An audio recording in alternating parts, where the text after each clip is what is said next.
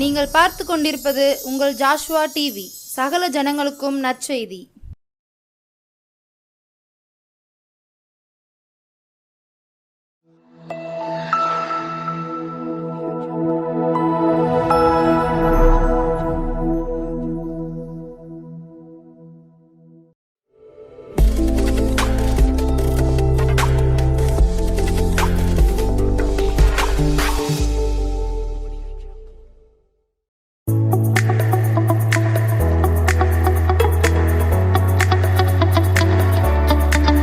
கர்த்தருடைய பரிசுத்த நாமத்திற்கு ஸ்தோத்திரம் உண்டாவதாக. ஆண்டவரும் அருமை இரட்சகருமாகிய இயேசு கிறிஸ்துவுடைய ஈடு இணையற்ற நாமத்தில் வாழ்த்துக்கள். இந்த ஜாஷுவா டிவி நேயர் மூலமாக, இந்த ஜாஷுவா டிவி மூலமாக அநேகரை சந்திப்பதிலே மிக்க மகிழ்ச்சி. கேட்கிற ஒவ்வொருவரையும் கர்த்தர் ஆசீர்வதிப்பாராக. இந்த சுரண்டைகளை இப்படி ஒரு ஜாஷுவா ஒரு டிவியை கர்த்தர் நமக்கு கொடுத்துருக்க கர்த்தருக்கு ஸ்தோத்திரம். அருமையான ஐயா ஜாஷுவா முருகன் ஐயாவையும் அவருடைய மனைவி, கொடுத்த பிள்ளைகள், மருமக்கள், பேர பிள்ளைகள் எல்லாரும் கர்த்தர் ஆசீர்வதிக்கும்படியாக நீங்கள் ஜெபித்துக் கொள்ளுங்கள். அவர்களும் உங்களுக்காக ஜெபிப்பார்கள், நாங்கள் உங்களுக்கு ஜெபிக்கிறோம். இப்பொழுது ஒரு வசனத்தை நான் உங்களுக்கு வாசிக்கிறேன். நியாயாதிபதிகளின் புஸ்தகம் 16ஆம் அதிகாரம் அவருடைய 20ஆம் வசனத்தை நான் வாசிக்கிறேன். கவனித்து கேளுங்கள். அப்பொழுது அவன், சிம்சோனே, பெலிஸ்தியர் உன்மேல் வந்து விட்டார்கள் என்றான். அவன் நித்திரையை விட்டு விழித்து கர்த்தர் தன்னை விட்டு விலகினதை அறியாமல் எப்பொழுது போல உதறி போட்டு வெளியே போனான் என்று வேதம் சொல்லுகிறது. அருமையான ஒரு நல்ல ஒரு வார்த்தை பாருங்க. இந்த சிம்சோனை குறித்து வேதம் அழகாக தெளிவாக நமக்கு சொல்லுகிறது.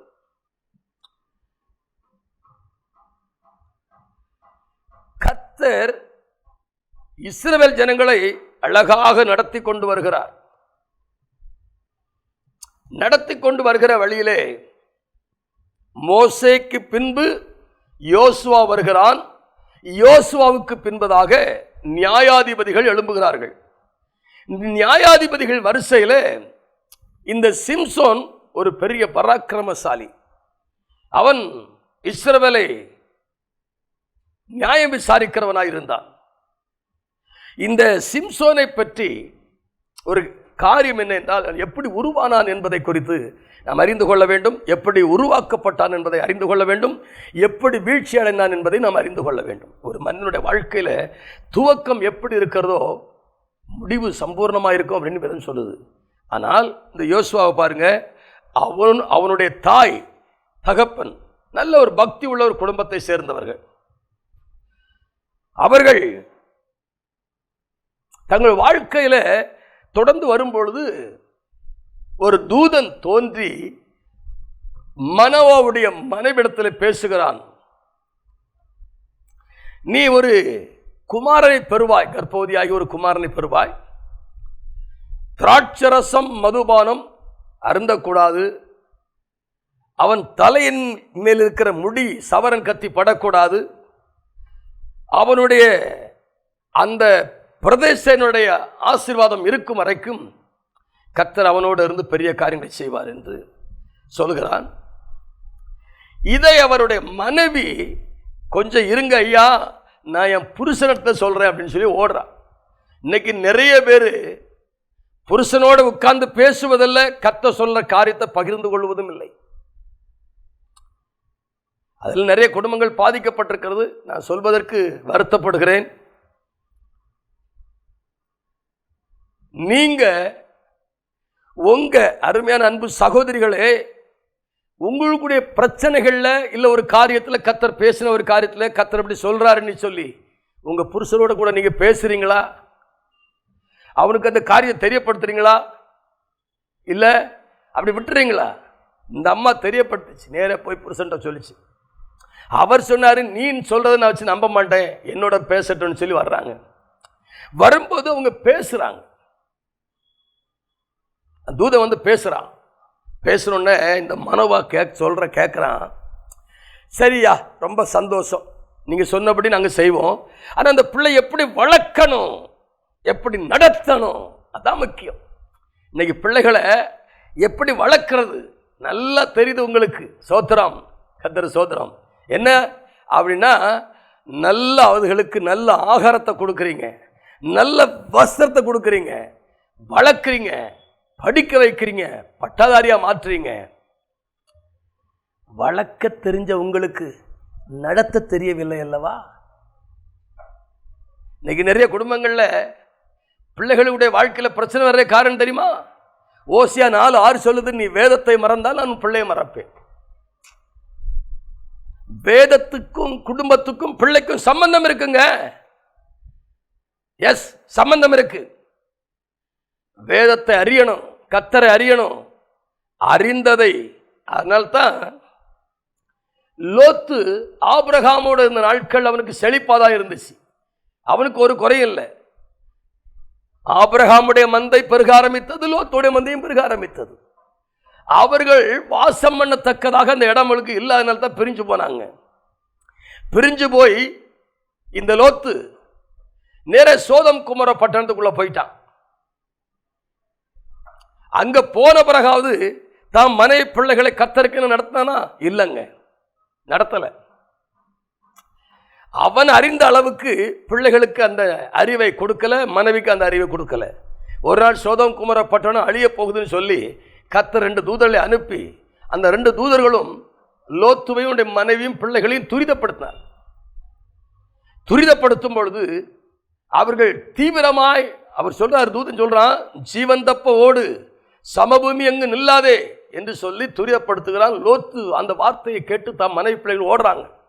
ஓடும்போது குறிப்பிட்ட தூரத்தில் லோத்துடைய மனைவி, ஐயோ இவ்வளவு சொத்து சவங்களை விட்டுட்டு போறமேன்னு திரும்பி பார்த்தா இன்றைக்கு உப்பு தூணா இருக்கிறார். கர்த்தருடைய வார்த்தைக்கு ரொம்ப கவனம் செலுத்தணும். கர்த்தருடைய வார்த்தை மேலே ரொம்ப கவனம் செலுத்தணும். வார்த்தைக்கு மேலே கவனம் இல்லை அப்படின்னு சொன்னா வாழ்க்கையை தடுமாறுங்க.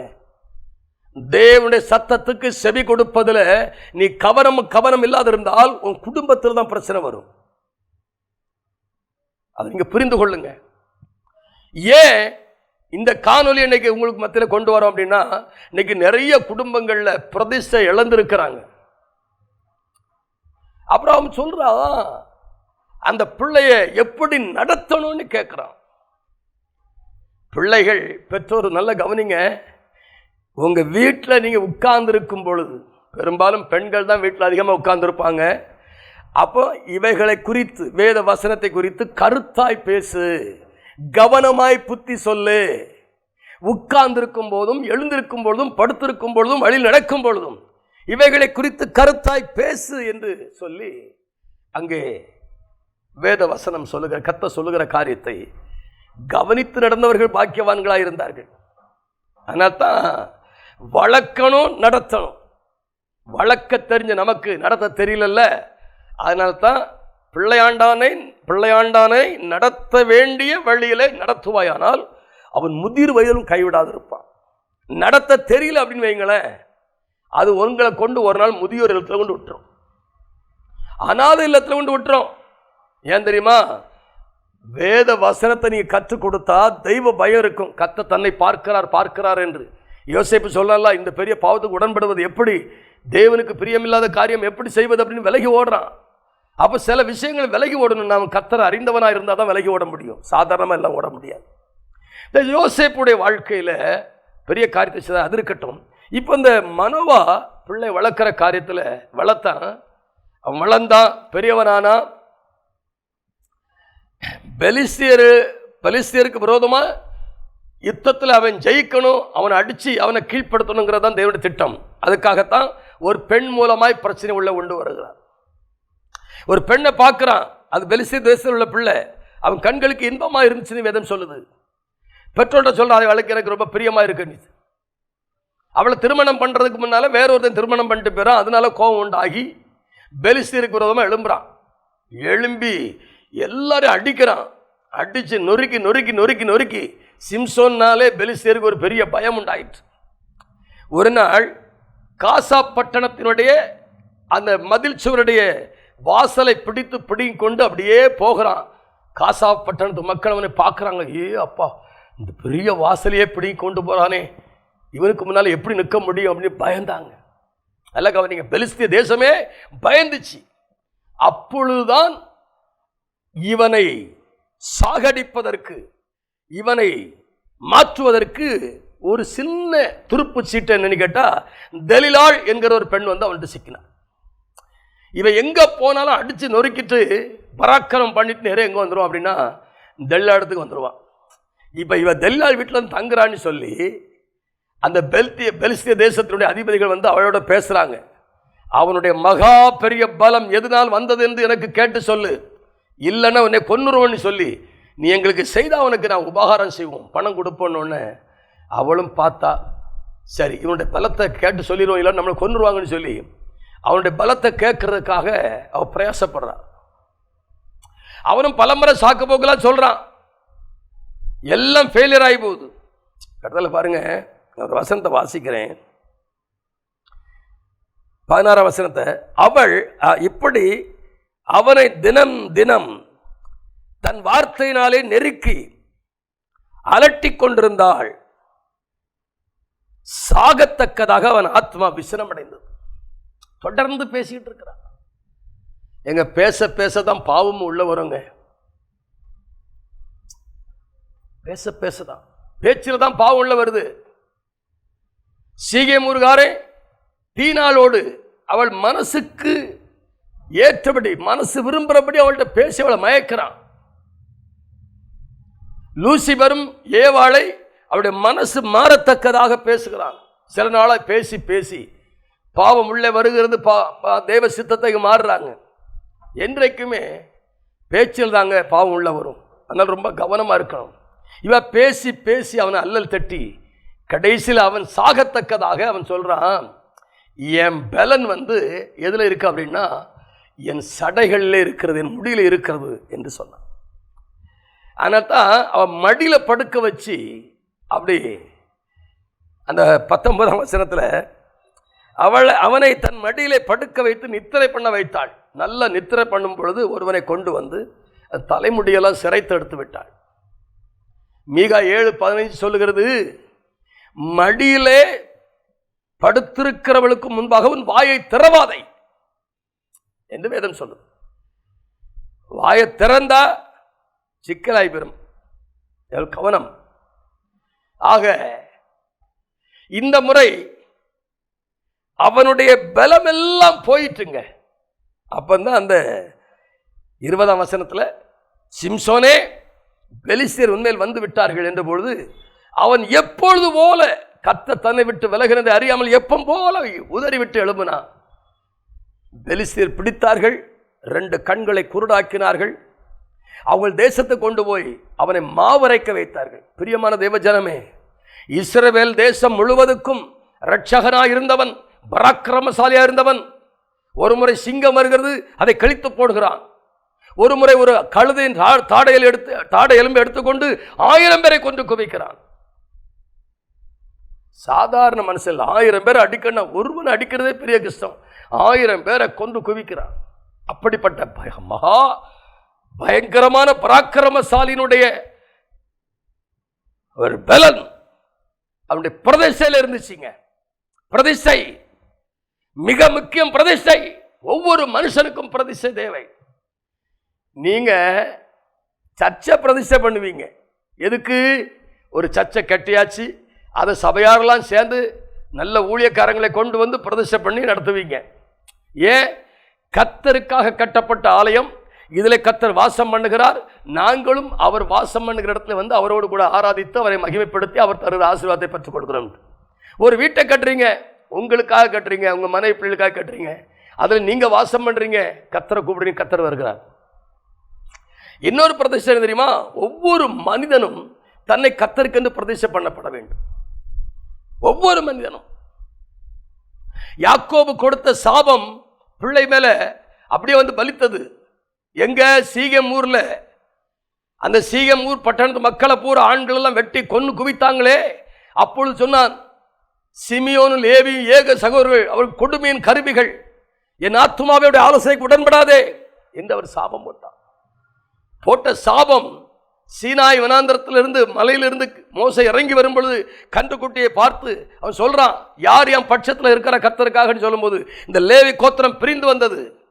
பிரிந்து வந்ததுனால தான் அவர்கள் தன் தன் சகோதரனை பார்க்கல, அப்பா அம்மானி பார்க்கல, எல்லாத்தையும் வெட்டி போட்டாச்சு. இன்றைக்கு கர்த்தருக்காக பிரதிஷ்டை பண்ணுங்கள் என்று சொல்லி அங்கே ஒரு பிரதிஷ்டையை கர்த்தர் வைக்கிறார். பிரியமான தேவஜனமே, உங்களுக்கு ஒரு பிரதிஷ்டை இருக்கும் இல்லையா? அந்த பிரதிஷ்டை மேல கவனமாக இருங்க.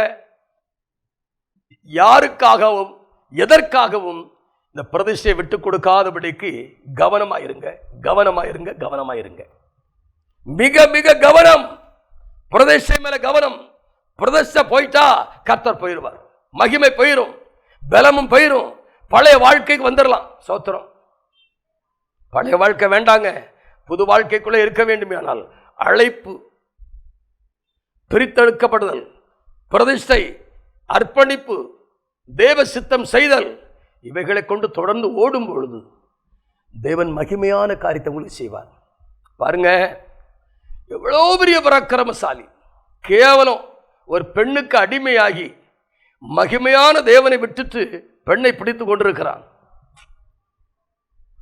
அவதான் சொல்றாள்ல, கேட்கிறாள்ல, அவனை அலட்டி கொண்டிருக்கிறான். அவனுடைய இருதயம் விசனப்படுதல. விசனப்பட்ட அந்த இடத்துல இருக்கலாமா?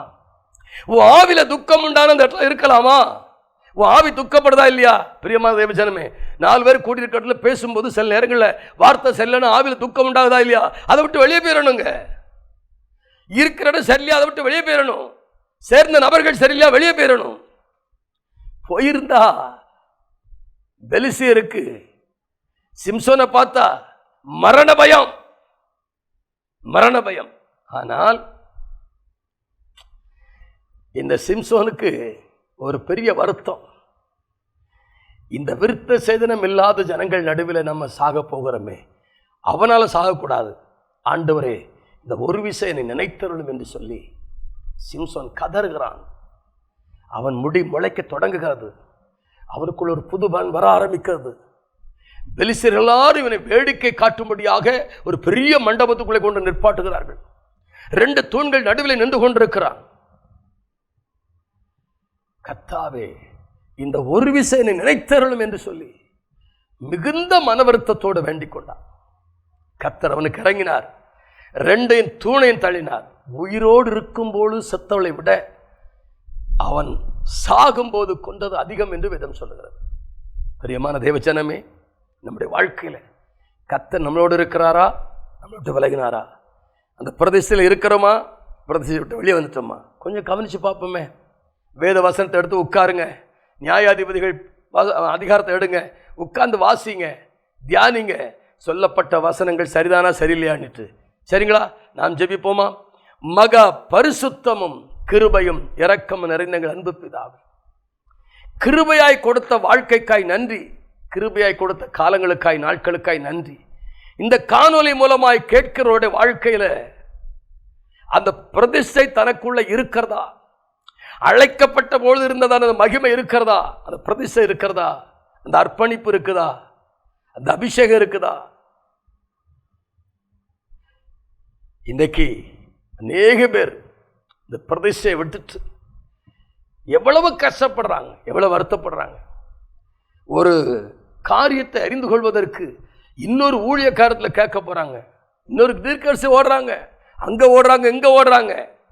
அமைதி இல்லாத வாழ்க்கையாய் போயிடும். இன்றைக்கு இந்த காணொலி மூலமாய் ஒரே ஒரு உண்மையான காரியம் என்ன என்றால், நீங்கள் கர்த்தரோடு கூட இருந்தால் அவர் உங்களோடு கூட இருப்பார். அவரை விட்டீர்களானால் அவர் உங்களை விட்டு விடுவார் என்று சொல்லி 2 நாளாகமம் 15ஆம் அதிகாரம் 2ஆம் வசனம் சொல்கிறபடி, நீங்கள் அவரோடு இருந்தால் அவர் உங்களோடு இருப்பார். அவரை விட்டு விலகாதபடிக்கு, அவர் உங்களை விட்டு விலகாதபடிக்கு ஜாக்கிரதையா இருந்து, கவனமாயிருந்து வாழ்க்கையை தொடர்ந்து தேவ சித்தத்துக்கு நேரம் ஒப்பு கொடுத்து ஓட கற்றுக்கொள்ளுங்க. கர்த்தர் உங்களையும் மனம் திரும்பி குணப்படுங்க. பழைய வாழ்க்கையை விட்டு வெளியே வாங்க. ஒரு தூதன் சொன்னா, வெளிப்படுத்தல் 18ஆம் அதிகாரத்தில், என் பிள்ளைகளே, அவருடைய பாவத்துக்கு உடன்படாதபடிக்கு அதை விட்டு வெளியே வாருங்கள். பாவத்துக்கு உடன்படாதீங்க, தேவ சித்தத்துக்கு மாறா உடன்படாதீங்க. வெளியே வாங்க, வெளியே வாங்க, வெளியே வாங்க. கர்த்தர் ஆசீர்வதிப்பார். நல்ல தகப்பனே, கேட்கிறவருடைய வாழ்க்கையிலும் மாற்றத்தை உண்டாக்குங்க, ஆசீர்வதிங்க. இயேசுவின் நாமத்தில் ஜெபிக்கிறோம் நல்ல பிதாவே. ஆமேன், ஆமேன். God bless you.